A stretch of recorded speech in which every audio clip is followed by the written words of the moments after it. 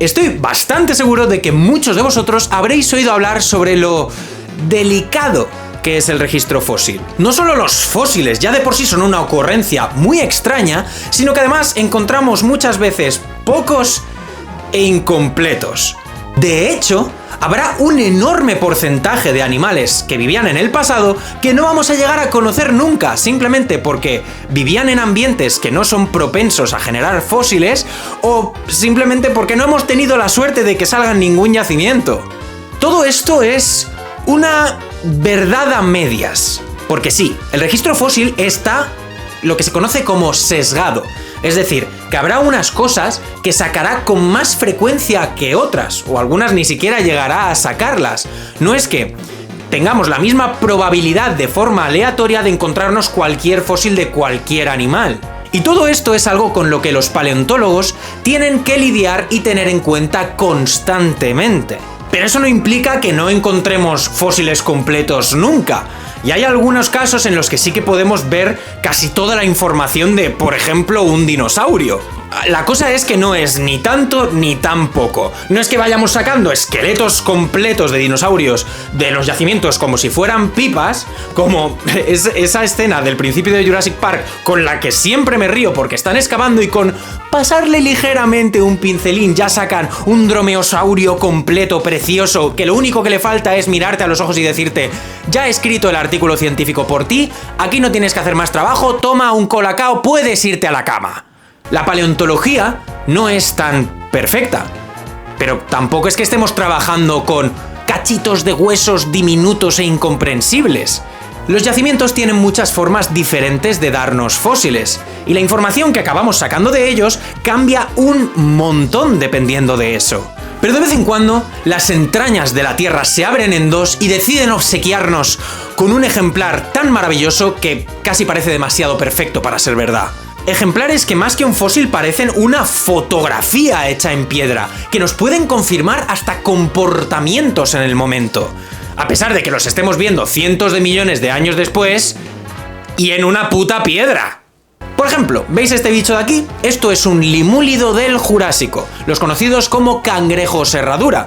Esos bichos que en 270 millones de años han decidido no cambiar ni un poquito, porque si yo ya estoy cómodo así, ¿para qué cambiar? Supongo. Pero lo importante de este ejemplar no es la criatura en sí misma, sino, ¿veis unas marcas que tiene detrás? ¿Sabéis qué es eso? Eso son sus huellas. Aquí estamos viendo a un animal que decidió morirse a mitad de dar un paseo, y esto nos da muchísima más información que si nos hubiéramos encontrado las huellas y el animal por separado. Porque esto es un comportamiento congelado en el tiempo, y este tipo de fósiles sí que son raros. Y hoy he decidido hablaros de uno de mis ejemplos favoritos, por supuesto con dos dinosaurios. Un ejemplar que sencillamente no entiendo y cada vez que lo miro no puedo parar de pensar en la suerte que hemos tenido de encontrar una cosa así. Os presento a los dinosaurios luchadores. Un Protoceratops andrewsi y un Velociraptor mongoliensis en plena pelea. O eso es lo que aparenta. Porque estos dos tienen mucha chicha de la que hablar. Y aunque seguramente os suenen o los hayáis visto alguna vez, os llevaréis un par de sorpresas. Pero antes quería comentaros una cosita. Para este vídeo he tenido que buscar muchos artículos científicos. Bueno, ¿qué digo? Es una cosa que me pasa en todos mis vídeos. Me soléis preguntar de dónde suelo sacar esta información. ¿Dónde se encuentran estas noticias para meterse un poco más en la investigación de paleontología? Y es más fácil de lo que parece. Y os quiero hablar de ello en un futuro. Pero hoy me quiero centrar en un aspecto muy importante para este tipo de proyectos: la comodidad y la organización. Y para eso ha venido a ayudarnos el patrocinador de hoy. Así que dadle un fuerte aplauso a Opera. Opera, el navegador web. Porque para este vídeo he comenzado a usarlo con el propósito de hacerme el proceso de investigación un poquito más fácil, y dejadme deciros que ¡qué gusto! Y os lo voy a demostrar con mi configuración. Esta es la ventana inicial y ya podéis ver que Opera es extremadamente personalizable. Puedes elegir entre una infinidad de combinaciones y temas, dándole como ese toque único a tu entorno de trabajo. En mi caso, este dibujo del fondo es mío. Y también todos los iconos de los speed dials los he podido elegir para que quede más chulo. Y aquí me lo he podido poner todo para tener las páginas que más uso en investigación a un solo clic. Gmail y Google Calendar en la barra laterales son fundamentales, pero luego tengo las que más uso para buscar bibliografía justo aquí. Os las enseño rápidamente por si os interesan. Y luego tengo el Pokémon Showdown, porque soy un friki. Además está por aquí el reproductor, con el que puedo escuchar música sin tener que abrir más pestañas mientras sigo trabajando. Mira qué cuco cómo flota el Spotify ahí. Si quiero me lo puedo dejar hasta fuera del navegador y puedo elegir entre los servicios de streaming más populares. Pero sin duda mi aspecto favorito de Opera son las islas de pestañas. ¿No os pasa cuando acabáis algún proyecto que se os quedan abiertas aproximadamente más pestañas que hay átomos en el universo? Porque a mí sí. Pero con Opera puedo coger y ordenar todas las pestañas por tema. Y mira, ¡pum! Todo limpito por tema. Le puedo cambiar el nombre, el color. ¡Dios, me encanta! Es que de verdad va a sonar a tontería, pero son cosas como estas las que me acaban ahorrando horas. Si vosotros queréis probar gratis Opera, podéis descargarlo desde el enlace en la descripción o el comentario destacado. Así que de nuevo, muchísimas gracias a Opera por patrocinar este vídeo y ahora volvamos a hablar de esos dinosaurios peleones. A estas alturas, este ejemplar es muy famoso. Es de los fósiles de dinosaurios más reconocibles por lo espectacular que es y por lo clarísimamente que se ve todo. De un vistazo puedes ver toda la escena.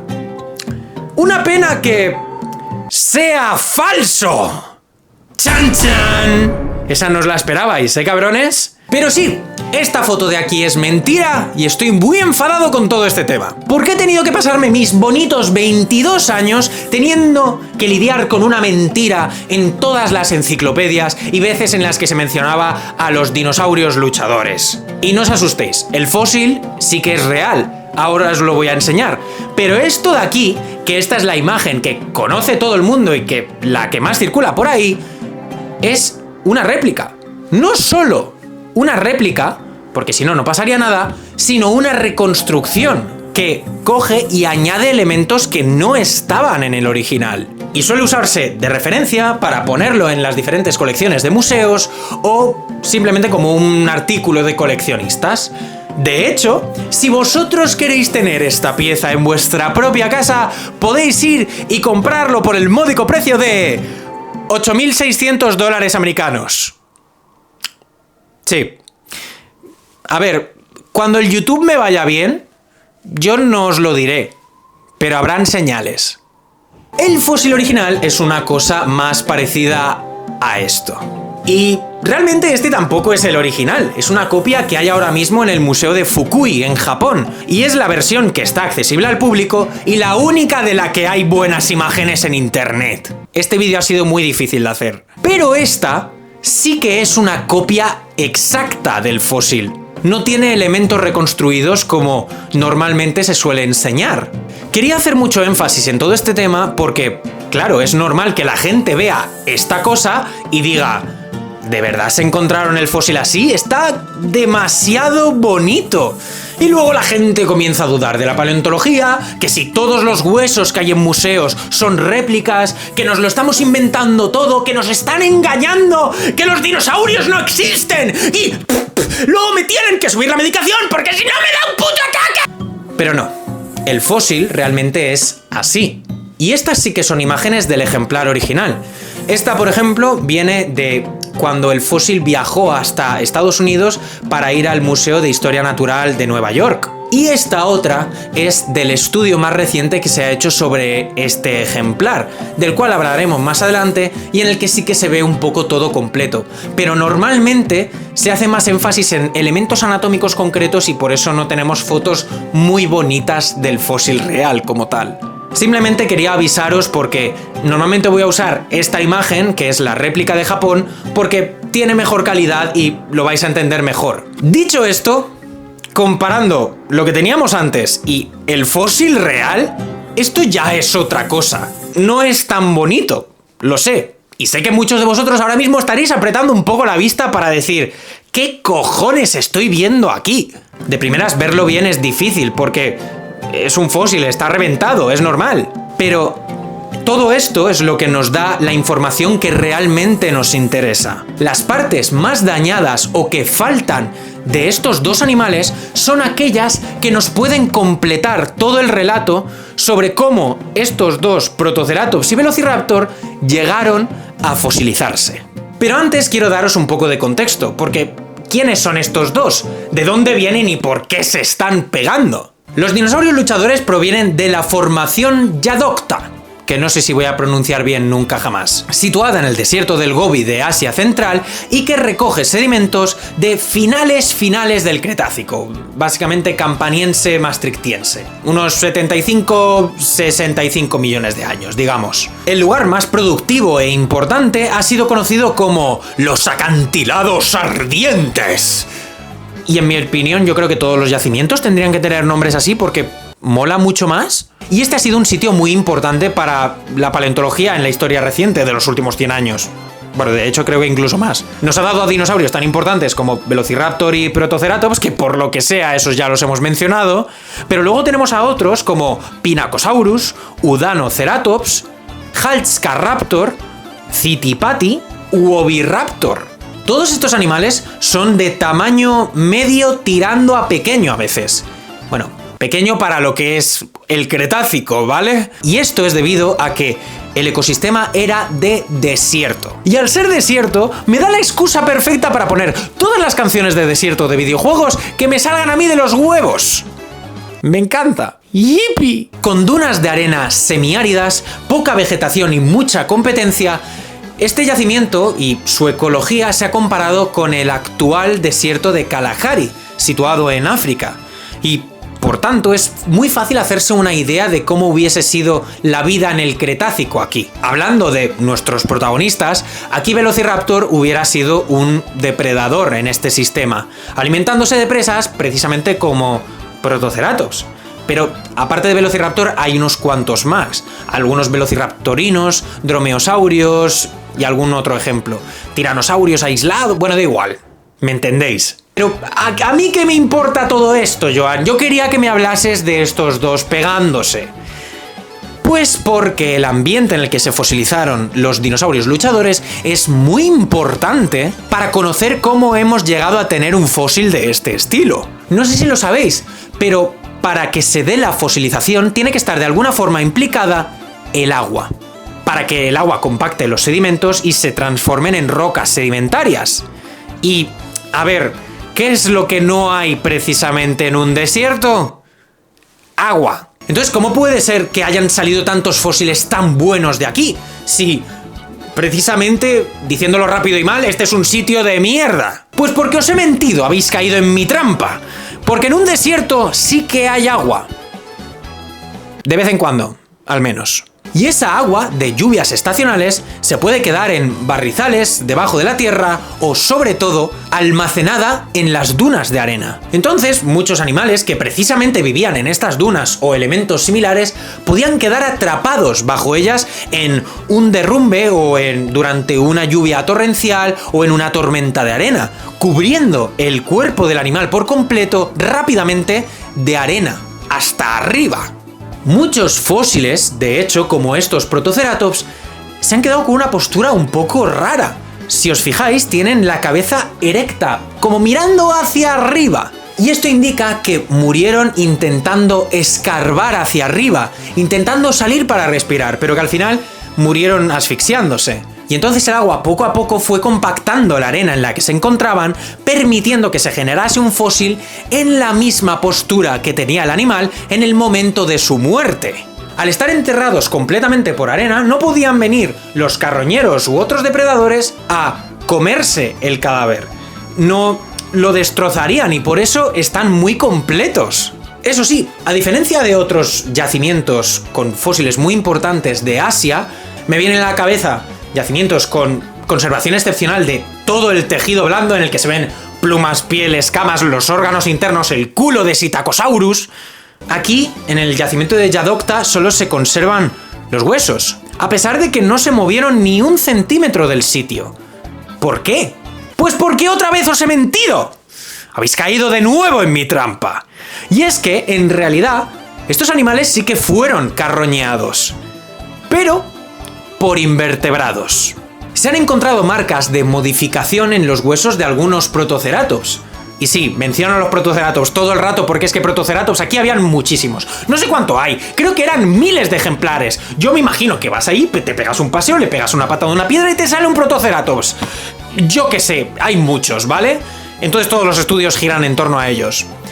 Pero, ¿qué tenía que decir?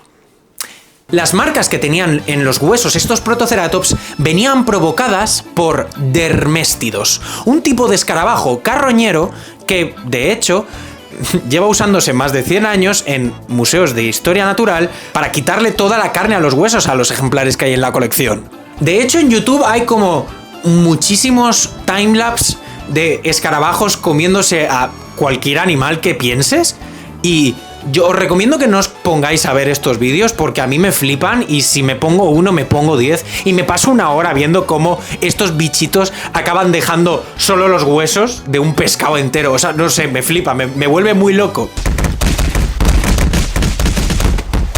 Y esta es la razón por la que los esqueletos de estos dinosaurios podían quedar completos, pero sin un ápice de carne.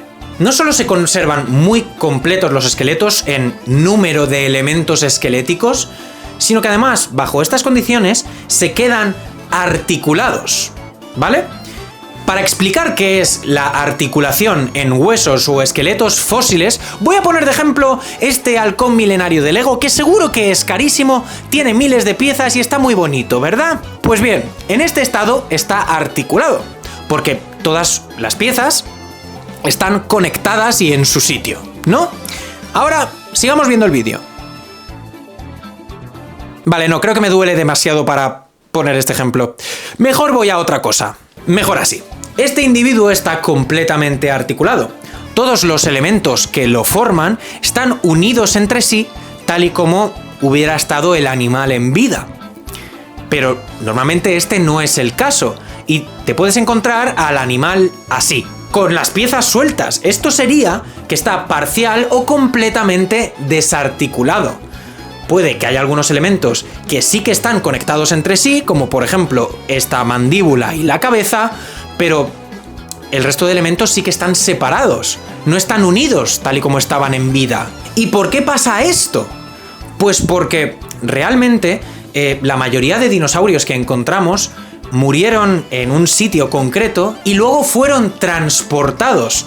Imaginaos que hay un cadáver y luego fue afectado por carroñeros, se movió por un río y fueron unos pocos elementos esqueléticos separados que acabaron en el sitio donde se podían fosilizar.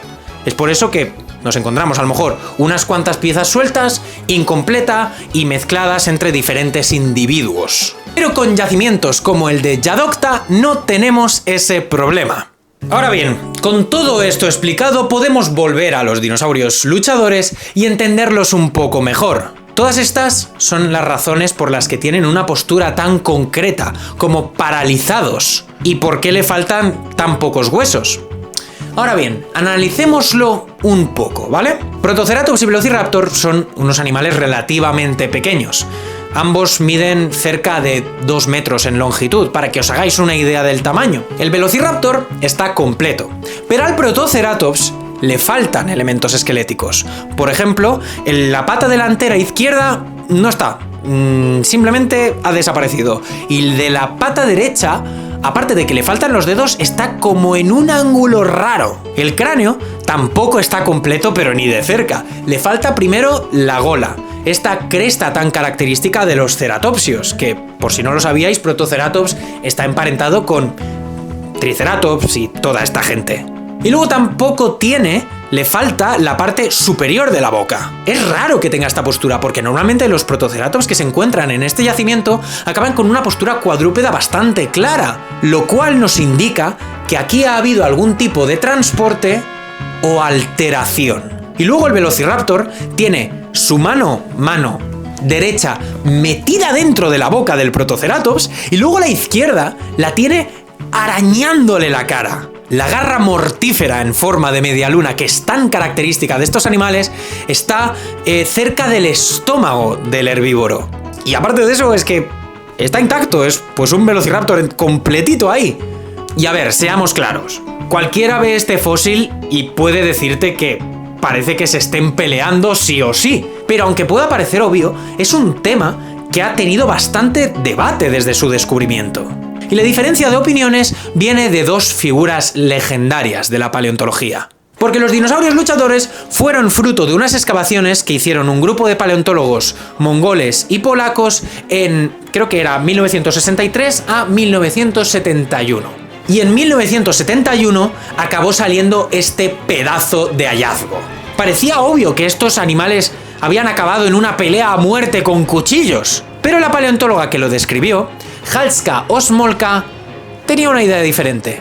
Y aquí voy a hacer un inciso porque quiero darle un poco de visibilidad a esta paleontóloga, porque esta es la tía que describió a dinosaurios como Deinocheirus, Gallimimus o Pachycephalosauria como grupo entero. Y además ha sido una figura muy importante en la paleontología asiática, tanto que no solo tiene Halskaraptor nombrado en honor a ella, sino que tiene otros como Zittipati Osmolkae o Velociraptor Osmolkae.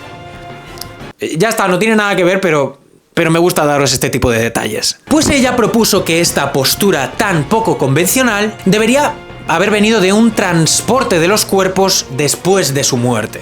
Es decir, que aunque parezca que se estén peleando, esto ha sido pura casualidad. Simplemente que, tras morir, ambos dinosaurios pues se movieron a una cuenca sedimentaria y acabaron en una postura muy rara y se quedaron así, casualmente. Pero 3 años después, su colega Rinchen Barsbold, que también es un paleontólogo importantísimo de Asia, dijo que seguramente estos dos animales se hubieran hundido en un cuerpo de agua como un pantano o arenas movedizas hasta que llegaron al fondo y acabaron con su vida de forma mutua. Pero no acababa de encajar por ciertos factores, y en 1993 Osmolka volvió a defender que esto no era una pelea, sino que el Velociraptor estaba carroñeando al Protoceratops. Que hubiera visto el cadáver del Protoceratops, hubiera ido a merendar y se le hubiera caído una duna encima.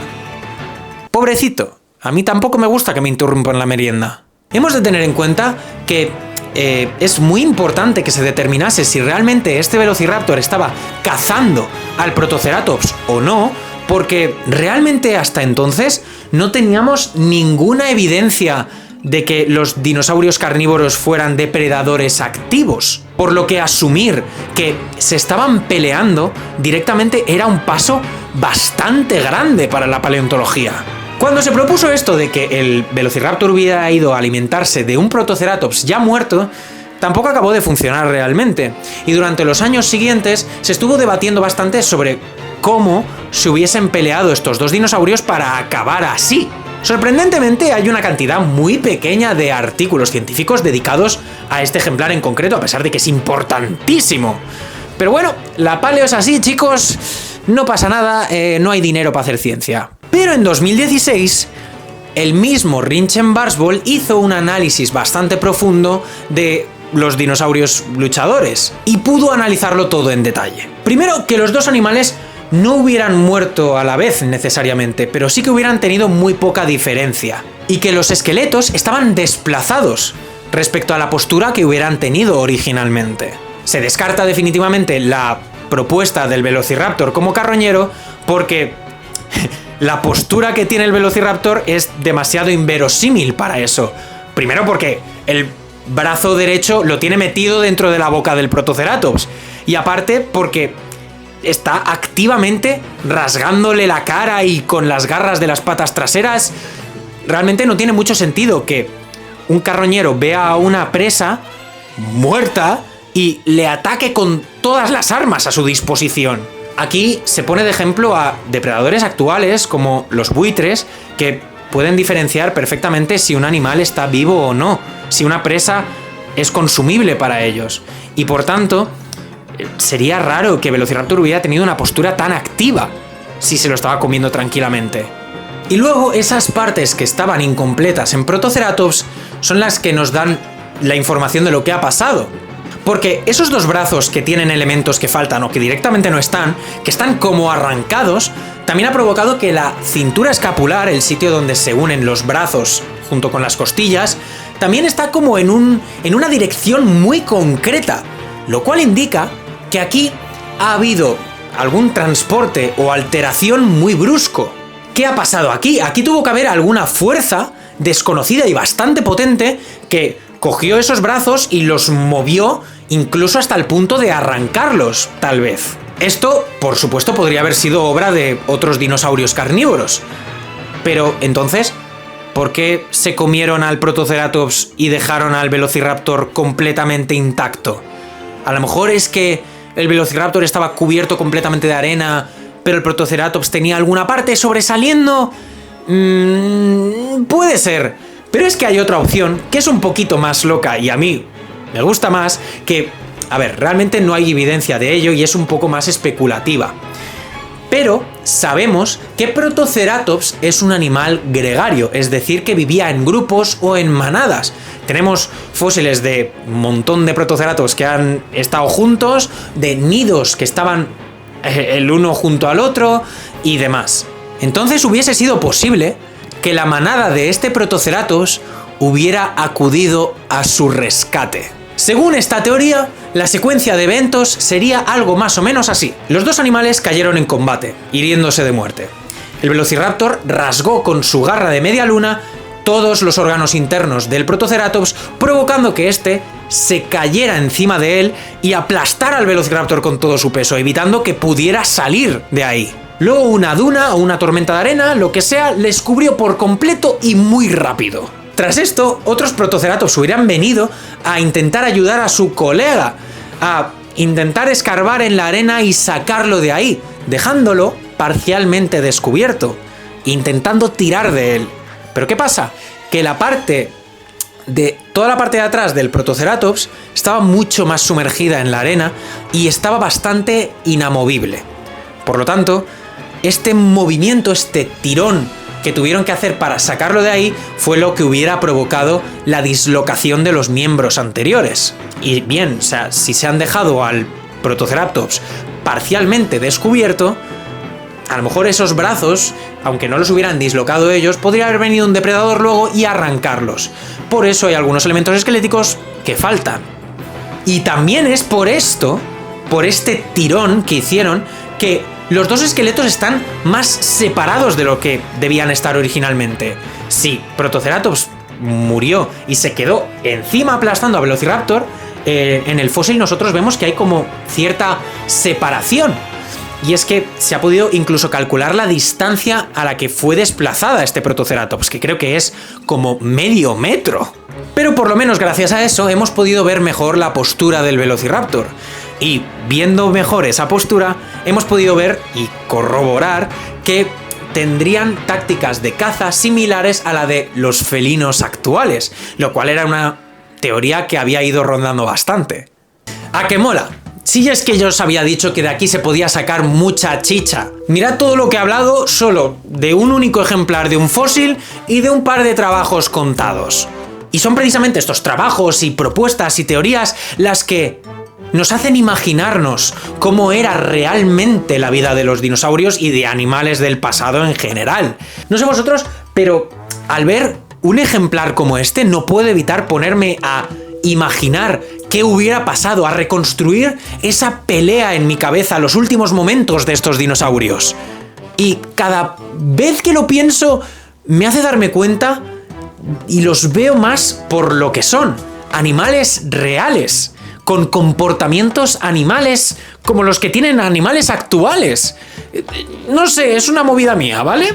Tenemos muy pocas oportunidades de ver el comportamiento de los dinosaurios en acción. Y quería que apreciaseis este fósil no por el hecho de ¡buah, se están matando! ¡Qué guapo! ¡Qué metal! Que bueno, también está muy chulo, he de decirlo, pero porque es como si se hubieran quedado congelados en el tiempo. Me parece una locura.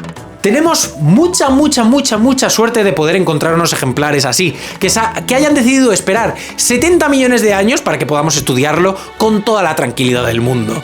Así que, realmente, lo único que me queda decir es gracias. Gracias al registro fósil y gracias a Opera por patrocinar este vídeo. Una cosilla más antes de terminar. Esto, quiero que me digáis en los comentarios si os apetece que os vaya poniendo, no sé si en la descripción o en algún comentario, toda la bibliografía que uso para mis vídeos. Sé que algunos de vosotros tenéis curiosidad de investigar un poco más y a lo mejor así lo tenéis más fácil, por si queréis leer más de este tema. Decídmelo en los comentarios, estaré atento, ¿vale? Y así podréis leer que en 2016, en el último artículo que se hizo, se habla de lo rígida que es la cola del Velociraptor, porque los dromeosaurios tenían este tipo de filamentos que eran muy duros, casi como hueso, que hubieran hecho que la cola fuese rígida por completo para ser estable. Y en este artículo, por alguna razón se menciona, por la puta cara, que Velociraptor, al tener armas en las patas traseras, lo que hubiera podido hacer es apoyar todo su peso en la cola como un canguro y atacar con las patas traseras, lo cual me ha hecho darme cuenta de que si te paras a pensarlo, Velociraptor es un puto gran Macao de Monster Hunter Generations Ultimate. ¡Qué fuerte!